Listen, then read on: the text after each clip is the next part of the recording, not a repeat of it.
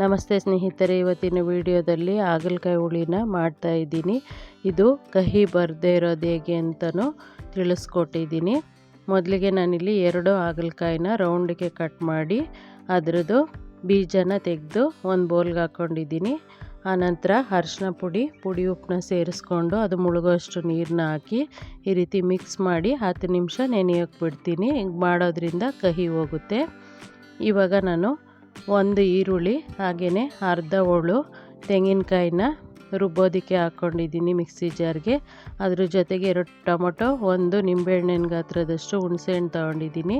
ಹಾಗೆಯೇ ಬೇಳೆ ಸಾಂಬಾರು ಪುಡಿನ ನಾನು 2 ಸ್ಪೂನಷ್ಟು ಮಿಕ್ಸಿ ಜಾರ್ಗೆ ಹಾಕ್ಕೊಂಡು ರುಬ್ಕೊಂಡೆ. ಆನಂತರ ಟೊಮೊಟೊ, ಹುಣಸೆಹಣ್ಣು, ಕೊತ್ತಂಬರಿ ಸೊಪ್ಪನ್ನ ಸೇರಿಸಿ ರುಬ್ಬಿಟ್ಕೊಂಡಿದ್ದೀನಿ. ಇವಾಗ ನಾನು ಹಾಗಲಕಾಯಿನ ನೀರಿಂದ ತೆಗೆದಿದ್ದೀನಿ ಮತ್ತು ಇನ್ನೊಂದು ಸ್ವಲ್ಪ ನೀರು ಹಾಕಿ ಅರಿಶಿನದ ಪುಡಿ ಹಾಕಿ ಇಟ್ಟಿದ್ನಲ್ವ, ಹಾಗಾಗಿ ತೆಗೆದು ಇನ್ನೊಂದು ಸರಿ ತೊಳ್ಕೊಂಡಿದ್ದೀನಿ ಹಾಗಲಕಾಯಿನ. ಇವಾಗ ನಾನು ಒಂದು ಬಾಣಲೆಗೆ 4 ಸ್ಪೂನಷ್ಟು ಅಡುಗೆ ಎಣ್ಣೆನ ಹಾಕ್ಕೊಂಡಿದ್ದೆ. ಅದಕ್ಕೆ ನಾನು ಕಟ್ ಮಾಡಿಕೊಂಡು ನೆನೆ ಹಾಕಿದಂತಹ ಹಾಗಲಕಾಯಿನ ಫ್ರೈ ಮಾಡ್ಕೊಳ್ತೀನಿ. ಇದು ಕಂದು ಬಣ್ಣ ಬರೋವರೆಗೂ ಫ್ರೈ ಮಾಡ್ಕೊಳ್ತೀನಿ. ಆನಂತರ ಇನ್ನೊಂದು ಪಾತ್ರೆಯಲ್ಲಿ ನಾನು ಒಗ್ಗರಣೆಗೆ ಬೆಳ್ಳುಳ್ಳಿ 1 ಜಜ್ಜಿರೋದು, ಹಾಗೆಯೇ 2 ಒಣಮೆಣಸಿನ್ಕಾಯಿ, ಸ್ವಲ್ಪ ಕರಿಬೇವು ಸೊಪ್ಪನ್ನ ತೊಗೊಂಡಿದ್ದೀನಿ. ಇವಾಗ ಒಂದು ಪಾತ್ರೆನ ಇಟ್ಕೊಂಡು ಇದಕ್ಕೆ 3 ಸ್ಪೂನಷ್ಟು ಎಣ್ಣೆನ ಹಾಕ್ಕೊಂಡಿದ್ದೀನಿ. ಇದಕ್ಕೆ 1 ಟೀ ಸ್ಪೂನಷ್ಟು ಸಾಸಿವೆ, ಹಾಗೆಯೇ ಅರ್ಧ ಸ್ಪೂನಷ್ಟು ಜೀರಿಗೆ, ಸ್ವಲ್ಪ ಇಂಗನ್ನು ಸೇರಿಸ್ಕೊಂಡು ಆನಂತರ ಇದಕ್ಕೆ ಬೆಳ್ಳುಳ್ಳಿನ ಸಿಪ್ಪೆ ಬಿಡಿಸಿ ಇಟ್ಕೊಂಡಿದ್ದೆ, ಅದನ್ನು ಸೇರಿಸ್ಕೊಂಡಿದ್ದೀನಿ.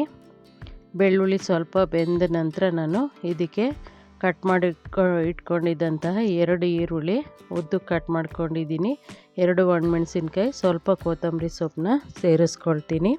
ಇದಕ್ಕೆ ಸ್ವಲ್ಪ ಉಪ್ಪನ್ನ ಹಾಕ್ಕೊಂಡು ಪುಡಿ ಉಪ್ಪನ್ನ ಸೇರಿಸ್ಕೊಂಡು ಚೆನ್ನಾಗಿ ಹುರ್ಕೊಳ್ತೀನಿ. ಈ ರೀತಿ ಹುರ್ಕೊಂಡು ಆನಂತರ ಇದಕ್ಕೆ ನಾನು ರುಬ್ಬಿರೋ ಅಂತಹ ತೆಂಗಿನಕಾಯಿ, ಈರುಳ್ಳಿ, ಹಾಗೆಯೇ ಬೇಳೆ ಸಾರು ಪುಡಿ ಮತ್ತು ಹುಣಸೆಹಣ್ಣು, ಟೊಮೊಟೊ ನಾನು ರುಬ್ಕೊಂಡಿರೋದನ್ನು ಇದಕ್ಕೆ ಸೇರಿಸ್ಕೊಳ್ತೀನಿ. ಸೇರಿಸ್ಕೊಂಡು ಮಿಕ್ಸಿ ಜಾರ್ಗೆ ಸ್ವಲ್ಪ ನೀರನ್ನ ಹಾಕ್ಕೊಂಡು ಸ್ವಲ್ಪ ಚೆನ್ನಾಗಿ ಸಣ್ಣ ಊರಿನಲ್ಲಿ ಈ ರೀತಿ ಮಿಕ್ಸ್ ಮಾಡ್ಕೊಳ್ತಾ ಬೇಯಿಸ್ಕೊಂಡು ಆನಂತರ ನಮಗೆ ಎಷ್ಟು ಸಾರಿನ ಅದಕ್ಕೆ ಗಟ್ಟಿಗೆ ಬೇಕೋ ಅಥವಾ ಸ್ವಲ್ಪ ತೆಳ್ಳಗೆ ಬೇಕೋ ಹಾಗೆ ನೀರನ್ನ ಹಾಕ್ಕೊಳ್ಳೋದು. ನಾನು ಸ್ವಲ್ಪ ಇದು ಖಾರ ಬೆಂದ ನಂತರ ನಾನು ಮಿಕ್ಸಿ ಜಾರ್ಗೆ ನೀರನ್ನ ಹಾಕಿ ಸೇರಿಸ್ಕೊಂಡಿದ್ದೀನಿ. ಆನಂತರ ನಾನಿಲ್ಲಿ 1.5 ಲೋಟದಷ್ಟು ನೀರನ್ನ ಇದಕ್ಕೆ ಸೇರಿಸ್ಕೊಂಡು ಈ ರೀತಿ ಕುದಿಸ್ಕೊಳ್ತೀನಿ. ಆನಂತರ ಇದು ಚೆನ್ನಾಗಿ ಕುದಿಯುವಾಗ ನಾನು ಇದಕ್ಕೆ ಕಲ್ಲುಪ್ಪನ್ನ ಹಾಕ್ಕೊಂಡಿದ್ದೀನಿ.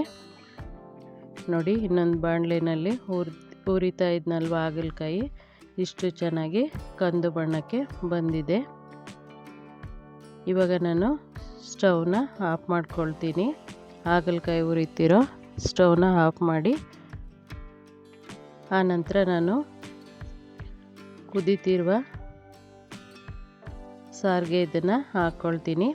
ಎಣ್ಣೆನ ಸ್ವಲ್ಪ ಇದು ಮಾಡಿಕೊಂಡು ಹಾಗಲಕಾಯಿ ಮಾತ್ರ ಹಾಕ್ಕೊಳ್ತಿದ್ದೀನಿ. ಆನಂತರ ಇದಕ್ಕೆ ರುಚಿಗೆ ತಕ್ಕಷ್ಟು ಕಲ್ಲುಪ್ಪನ್ನ ಸೇರಿಸ್ಕೊಂಡು ಒಂದು 4ರಿಂದ 5 ನಿಮಿಷ ಚೆನ್ನಾಗಿ ಕುದಿಸ್ಕೊಂಡ್ರೆ ಹಾಗಲಕಾಯಿ ಹುಳಿ ರೆಡಿಯಾಗುತ್ತೆ. ಅನ್ನ ಮತ್ತು ಮುದ್ದೆಗೆ ಒಳ್ಳೆ ಕಾಂಬಿನೇಷನ್ ಆಗಿರುತ್ತೆ. ಒಮ್ಮೆ ಈ ವಿಧಾನದಲ್ಲಿ ಟ್ರೈ ಮಾಡಿ ಸ್ನೇಹಿತರೆ. ಧನ್ಯವಾದಗಳು.